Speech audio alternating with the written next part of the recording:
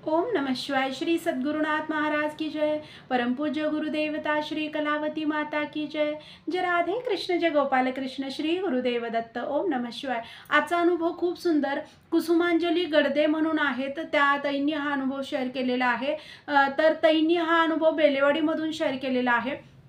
त्या म्हणतात गाव बेलेवाडी आहे, पण आम्ही मुंबईला राहतो म्हणतात त्या। आणि म्हणजे सासू सासऱ्यांनी माझ्या लग्नानंतर इकडं घर घेतलं म्हणतात। म्हणजे सासू सासऱ्यांचे निम्मे पैसे आणि माझ्या मिस्टरांचे निम्मे पैसे असं करून मुंबईला आम्ही घर घेतले। पण बेलेवाडी हे आमचं मूळ गाव आहे म्हणतात। आहे तिथं पण घर आहे म्हणतात गावी। खरं माझ्या सासू सासऱ्यांचे दीर आणि जाऊ म्हणजे सासूबाईंची जाऊ आणि सासऱ्यांचे भाऊ असं म्हणतो ना आपण ते, तर त्यांनी तिथं राहतात म्हणतात आणि आमचं पण आहे तिथं सेपरेट असं आहे म्हणतात। तर ताई म्हणत होत्या गेल्या 8 वर्षामध्ये आम्ही सगळेजण आईंच्या मार्गामध्ये आलो।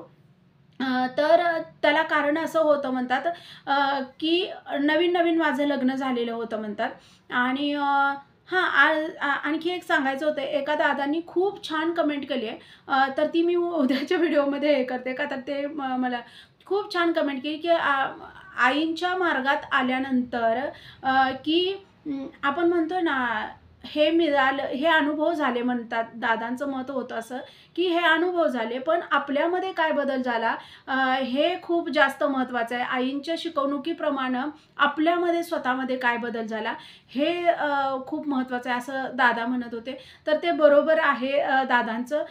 पण हे पहिल्यांदा ज्यावेळेला आपण गुरु मार्गात येतोय, तर त्यावेळेला ती भक्ती सकामच असते, म्हणजे कुठल्यातरी हेतूनच आपण आलेलो असतो आणि नंतर मग ते बदल होत, होत, होत ती भक्ती इथपर्यंत जाते की मला नाही काय पाहिजे, मला फक्त आता तुमचे चरण पाहिजेत आणि अशी भक्ती नंतर ते आता बरेच वर्ष मी स्वतःवरून सांगते, बरेच वर्ष आईंच्या मार्गात असून सुद्धा अजूनही त्याच प्रकारची भक्ती आणि ही भक्ती खरं म्हणजे एक स्वार्थी भक्ती असते ही म्हणजे गुरूंनी द्यायला पाहिजे आणि आम्ही घ्यायला पाहिजे असं हे नाही पाहिजे। पण त्या गोष्टी म्हणजे बऱ्याच वर्षांच्या उपासनेनं घडतात। ते लगेच नाही होत असं मला वाटतंय। दादांचं म्हणणं बरोबर आहे। तशी भक्ती असायला पाहिजे की गुरूंनी हे द्यावं, ते द्यावं असं नाही पाहिजे, असं त्यांचं मत होतं। ते मी डिटेल तो मेसेज उद्या मी वाचून वगैरे दाखवेन।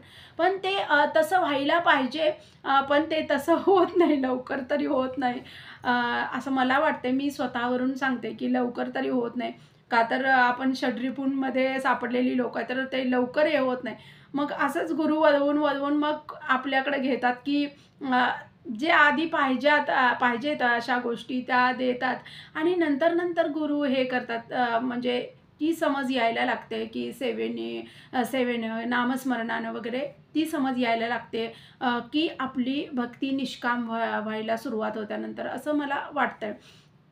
तर दादांचं म्हणणं पण बरोबरच आहे। ते ऑब्झर्व्ह केलं पाहिजे आपण। तर अनुभवाकडे येते।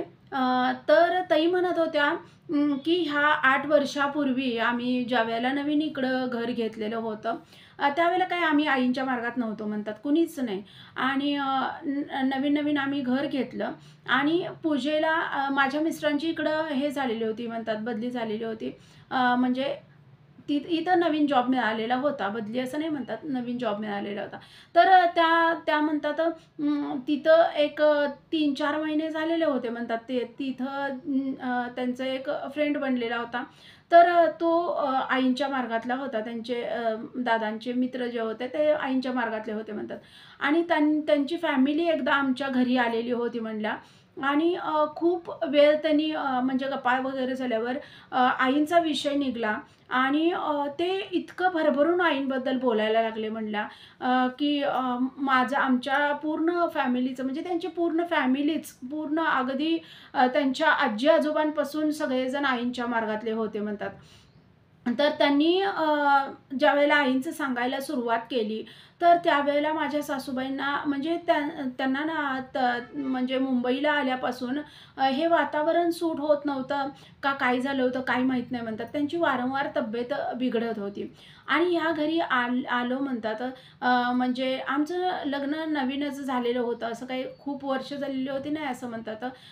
एक वर्षभर झालेलं होतं लग्न होऊन. पण ते गावातली लोकं असू देत किंवा कुणीही असू दे म्हणतात, की त्यांना वाटत होतं, की एखादं मूल लवकर होऊ दे हिला, असं सासूबाईंचं ते मत होतं. आणि ते मला थोडासा प्रॉब्लेम होत होता म्हणल्या. ते पण प्रॉब्लेम होत होता. सासूबाईंची तब्येत इकडं आल्यापासून कदाचित वातावरण बदललेलं असल्यामुळं, इथं इथं दमट हवामान असल्यामुळं ते सूट होत नव्हतं का काही नाही. पण त्यांना त्रास व्हायला लागलेला होता म्हणतात. सारखं त्या आजारी वारंवार पडायला लागलेल्या होत्या. तर ह्या सगळ्या ह्याच्यामध्ये ज्यावेळेला दादा अनुभव सांगायला लागले त्यांचे, आणि आईंच्या मुळं आमचं घर आहे वगैरे असं जे त्यांनी सांगायला लागले. त्यांचे अनुभव काही-काही त्यांनी सांगितले. माझ्या आजीपासून आम्ही करतोय हे वगैरे, हे ज्यावेळेला त्यांनी सांगितलं वगैरे. तर माझ्या सासूबाई त्यांना बोलल्या, की माझ्या तब्येतीच्या सारख्या वारंवार तक्रारी आहेत. तर ते आईंच्या ह्यानं काही असेल तर कमी होईल का? तर आत्ता मगाशी मी म्हटलं तसं दादांनी म्हटलं, की दादा बोलले, की असं नाही पाहिजे, की हे मिळालं पाहिजे, ते मिळालं पाहिजे. तर पण सुरुवातीला ज्यावेळेला आपण येतोय मार्गामध्ये, आता 15-20 वर्ष जे मार्गामध्ये आहेत, तर त्यांनी सुद्धा ह्या गोष्टींवर विचार केला पाहिजे, दादांच्या गोष्टींवर. आता आमच्यासारखे, माझ्यासारखे म्हणा आणि बऱ्याच भगिनी भरपूर वर्षापासून करतात, की त्यांनी विचार केला पाहिजे, की आई आपल्यामध्ये चेंजेस व्हायला पाहिजेत. जे होत नाहीयेत त्यांचं म्हणणं बरोबर आहे. जे होत नाहीत अजूनसुद्धा आपण तसंच वागतोय. तर ते बदल व्हायला पाहिजेत. आईंच्या कृपेने लवकर व्हावेत. तर हां, माझा अनुभव विसरला. तर ताई म्हणत होत्या, मग माझ्या सासूबाईंनी असं विचारलं, की "असं हे होईल का?" तर ते हसले म्हणले, की आईंच्या कृपेनं सगळ्या गोष्टी होतात. फक्त भक्ती आणि श्रद्धा पाहिजे. आणि असं आईंच्या इकडं काही असं औषध वगैरे काही नाही आहे, किंवा असं काही अंगारा-भंडारा वगैरे असलं काही नाही आहे. तिथं फक्त नेमानं भजनाला येणं, नेमानं आपल्या घरी जो काही नेम करतोय आपण, तर नेम तो घरी चालवणं हे महत्त्वाचं आहे. तर सासूबाई बोलल्या म्हणल्या, की "नाही बाबा, मंदिरात-बिंदिरात आपल्याला काही जमायचं नाही. घरी काय करायचं असलं तर सांग, काय उपाय असले तर." तर उपाय काही करू नका. तुम्ही फक्त काहीतरी भजन वगैरे करा, घरी तरी करा. तुमच्या सूनबाईंना पाठवून द्या मंदिरमध्ये वगैरे कधीतरी ते. असं त्यांनी ज्यावेळेला बोलले. तर नाही, अजून आम्ही नवीनच आहे. मग तिला पण एवढं काय आम्ही कधी बाहेर नाही, आणि ती पण इथं तिला तर लगेच एवढं मुंबईमधलं काय समजणार आहे ते. मग घरी त्यांनी आम्हाला पहिल्यांदा सांगितलं, की तुम्ही घरी काहीतरी उपासना सुरू करा. तर बालोपासनेचं पुस्तक त्यांनी दाखवलं. आम्हाला काहीच माहीत नव्हतं खरं म्हणजे काही आईंचं काही आम्ही हे करत नव्हतो म्हटलं. पण त्यांनी मग बालोपासनेचं पुस्तक वगैरे आम्हाला दाखवलं. त्याच्यानंतर म्हणजे त्या दिवशी त्यांनी त्यांच्याकडे काहीच नव्हतं आणलेलं. पण त्यांनी नंतर आवर्जून आले म्हणले. त्यांच्या मिसेसना घेऊन आवर्जून एक दिवशी आले रविवारचं म्हणले, आणि त्यांनी आम्हाला बालोपासनेचं पुस्तक दाखवलं. त्याच्यानंतर गोपाळकाला वगैरे ही 2-3 पुस्तकं त्यांनी आणलेली होती म्हणल्या. तर ती 2-3 पुस्तकं पण माझ्याकडे दिली, आणि "वहिनी वाचा तुम्ही" म्हणून त्यांनी सांगितलं. आणि सासूबाईंना माझ्या म्हणल्या, "हे एक अर्धा तास वाचत चला बालोपासना यातली, आणि हे करा, नामस्मरण करा."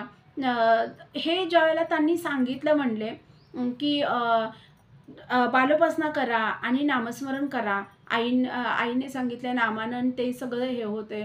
ओम नमः शिवाय म्हणत चला. आणि त्यावेळेला त्यांनी असं पण सांगितलेलं होतं म्हणले, की अनुग्रह घेऊन लवकर ज्यावेळेला आपण करतोय ना, त्यावेळेला लवकर आपल्याला फरक पडतोय. ज्यावेळेला आपण का तर अनुग्रह घेतला, की आपली पूर्ण जबाबदारी आपण गुरूंवर टाकली असा त्याचा अर्थ होतोय. आणि मग आई आपल्याला आईंवर पूर्ण जबाबदारी गेल्यामुळं आई आपल्याला लवकर त्या गोष्टींमधून बाहेर काढतात. आणि तुम्हाला सांगू म्हणतात कुठल्याही मंदिरात नाही, काय नाही, पण दादांच्या ह्याच्यामुळं सासूबाई 1-2 वेळा हे केल्या, शाखेमध्ये गेल्या, आणि त्यांना अनुग्रहाचं लगेचच हे झालं म्हणल्या, योग आला. आणि त्यांनी सांगितलं अनुग्रहासाठी, आणि सासूबाईंचा अनुग्रह पण लगेच झाला म्हणला. अनुग्रह झाला. त्यांनी त्या शब्दांवर अनुग्रह घेतलेला होता. दादांच्या त्या शब्दांवर अनुग्रह त्यांनी घेतलेला होता म्हणतात त्या, की अनुग्रह घेतला की त्यांच्यावर जबाबदारी पडते. तर त्या इतक्या निश्चिंत, म्हणजे त्यांनी तो शब्द इतका हे करून घेतला त्यांचा, की त्या इतक्या की तुमच्यावर आता जबाबदारी आहे. आणि मला ना इथलं वातावरण सूट होत नाही आहे का, मला घरच, त्यांना असं वाटायला लागलं होतं की घरच हे लाभलेलं नाही आहे वगैरे, असं त्यांना वाटायला लागलेलं होतं. का तर सुनेला पण प्रेग्नन्सीमध्ये प्रॉब्लेम, म्हणून त्यांना ते तसं वाटत होतं. तर ताई म्हणतात, ज्यावेळेला सासूबाईंचा अनुग्रह झाला, तर त्यावेळेला त्या ओम नमः शिवाय मंत्र इतकं, म्हणजे इतकं त्यांचं नामस्मरण झालं म्हणतात. एक 2-3 महिने सलग म्हणतात हां. म्हणजे असं काही नाही की कायमस्वरूपी, पण 2-3 महिने त्या अगदी व्यवस्थित करत होत्या नामस्मरण. इतकं म्हणजे स्वयंपाक करताना करायच्या. कदाचित ते अनुग्रह घेऊन आल्या, त्यामुळे त्यांचं ते थोडासा त्यांच्यात तो बदल झालेला होता म्हणतात. जेवण करताना नामस्मरण करायचं, काही बनवताना नामस्मरण करायचं, भाज्या निवडताना नामस्मरण करायचं, असं नामस्मरण करत त्या सगळं करायला लागलेल्या होत्या. म्हणलं घरातली कामं म्हणा, घरातल्या ज्या पण गोष्टी आहेत, त्या सगळ्या नामस्मरण करत त्या करायला लागलेल्या होत्या. आणि त्यांच्या ह्याचा प्रभाव असा झाला, की मला सुद्धा ती सवय त्यांनी लावली, की काही पण करताना आपलं नामस्मरण करत करत जा. आणि त्याचा प्रभाव असा झाला, की मी पण स्वयंपाक वगैरे करताना ते नामस्मरण करायला लागले म्हणलं. आणि त्यांनी बालोपासना जी सांगितलेली होती, ती बालोपासना माझ्या सासूबाईंनी सुरू केली, मलाही सुरू करायला लावली. आणि चाली त्यांनी सांगितलेल्या होत्या म्हणल्या, आणि थोड्याफार तोडकं-मोडकं होत होतं. त्यांनी त्याच्यानंतर सुद्धा एकदा येऊन गेले म्हणल्या, आणि बालोपासनेच्या चाली त्यांच्याकडून मी पण शिकून घेतल्या.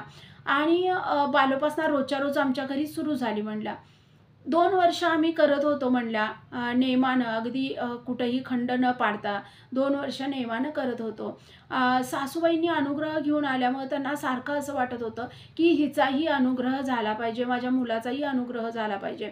सासऱ्यांचं त्यांना काही वाटत नव्हतं म्हटलं, पण आमच्या दोघांचा अनुग्रह झाला पाहिजे, असं त्यांना फार वाटत होतं. आणि तुम्हाला सांगू म्हटलं, आईंच्या कृपेनं माझाही 2 वर्षानंतर अनुग्रह झाला. अनुग्रह घेऊन आम्ही आलो म्हणल्या.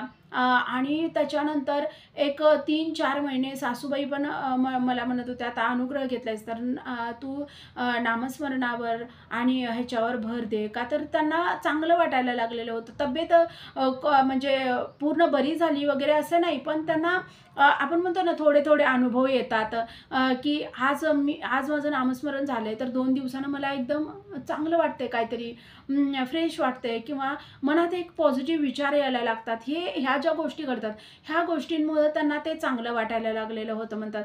आणि मग ज्या वेळेला आमचा अनुग्रह झाला म्हणतात, तर 3-4 महिने मला पण खूप छान वाटत होतं म्हणलं अनुग्रह झाल्यानंतर. तर मला सासूबाई सारख्या म्हणायच्यात, "नामस्मरण वाढव, नामस्मरण वाढव."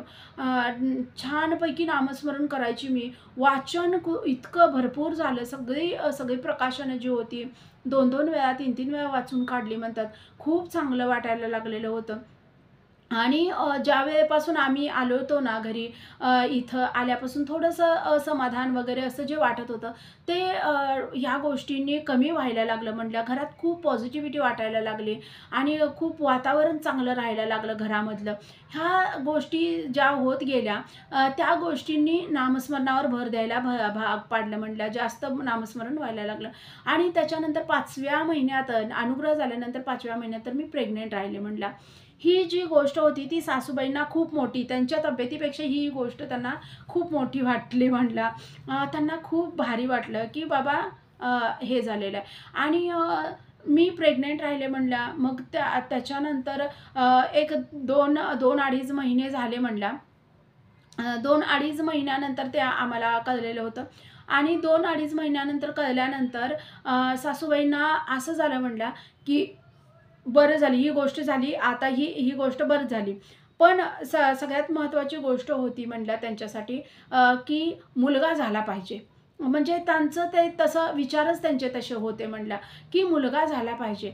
आणि त्यांनी खूप असं म्हणजे त्या गोष्टीचं स्वतःवर पण काही प्रेशर घ्यायला लागलेलं का काय कुणास ठाऊक. त्यांची तब्येत परत वारंवार बिघडायला लागली, की नाही बाबा काही काही पण होऊ दे, पण मुलगा झाला पाहिजे बरं का. आणि त्या येता-जाता सारखं म्हणजे काही पण हे झालं, की "आई मुलगा तेवढा होऊ दे, माझ्या मुलाला मुलगा तेवढा होऊ दे." असं त्या सारख्या बरळत राहायच्या म्हणल्या. आणि मला कधी-कधी त्या गोष्टींचा त्रास व्हायला लागला आणि राग पण यायला लागला, की ही बाई प्रेग्नंट राहत नाहीये म्हणून आधी हे करत होती आणि आता उगीचच माझ्या पाठीमागं हे लावलंय, की मुलगा व्हावा वगैरे असं. मग ते मला कुठेतरी इरिटेट करायला लागलेल्या होत्या त्या गोष्टी आणि भीती पण वाटायला लागलेली होती आणि त्यांच्या पण तब्येतीवर त्याचा परिणाम व्हायला लागलेला होता. म्हटलं त्या दिवसेंरात्र त्याच त्याच गोष्टींचा विचार कसं काय असं ह्यांच्या माइंडमध्ये आता आणि परत हे झालं. मग मी त्यांना बोलले म्हणलं, "आई काय व्हायचंय ते होणार आहे. तुम्ही फक्त नामस्मरणावर लक्ष द्या." आणि मग परत त्या भानावर आल्या म्हणल्या.